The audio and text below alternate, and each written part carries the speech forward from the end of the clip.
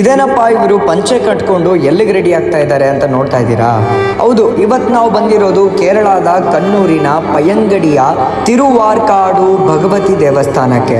ಇದು ಕೇರಳದ ಭದ್ರಕಾಳಿಗೆ ಅರ್ಪಿತವಾದ ಪ್ರಸಿದ್ಧ ದೇವಾಲಯ. ಇಲ್ಲಿರೋ ಆಚಾರ ವಿಚಾರಗಳನ್ನ ನೀವು ಕೇಳಿದ್ರೆ ನೀವೇ ಆಶ್ಚರ್ಯವಾಗ್ತೀರಾ.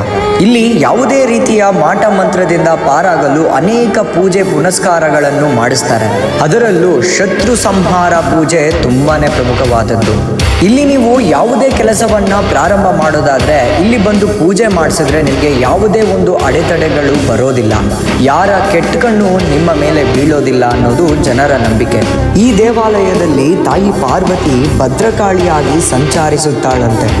ಅದರಲ್ಲೂ ರಾತ್ರಿ 8 ಗಂಟೆಯ ನಂತರ ಅರ್ಚಕರು ಹಾಗೂ ಕಾವಲುಗಾರರನ್ನು ಹೊರತುಪಡಿಸಿ ಯಾರೂ ಕೂಡ ದೇವಾಲಯದ ಆವರಣದಲ್ಲಿ ಓಡಾಡುವಂತಿಲ್ಲ. ಯಾಕಂದ್ರೆ ತಾಯಿ ಭದ್ರಕಾಳಿಯಾಗಿ ಸಂಚರಿಸುತ್ತಿರುತ್ತಾಳೆ. ಇಲ್ಲಿ ವಿಶೇಷವೇನೆಂದರೆ ಭದ್ರಕಾಳಿಗೆ ಪೂಜೆ ಮಾಡುವ ಬ್ರಾಹ್ಮಣರು ಮಾಂಸವನ್ನು ಸೇವನೆ ಮಾಡುತ್ತಾರೆ. ಕೋಟಿ ಕಲಶಂ ಎನ್ನುವ ಒಂದು ಪೂಜೆ ನಡೆಸಿ ಕೋಳಿಗಳನ್ನು ಬಲಿಯಾಗಿ ಕೊಡ್ತಾರೆ. ಹಾಗೆಯೇ ಕೋಳಿ ಮಾಂಸವನ್ನು ಪ್ರಸಾದವಾಗಿ ನೀಡಲಾಗುತ್ತದೆ. ಇಲ್ಲಿ ಬಂಗಾರದ ಕವಚದ ಖಡ್ಗವಿದೆ. ಇದು ಶತ್ರು ಸಂಹಾರದ ಸಂಕೇತವಾಗಿದೆ.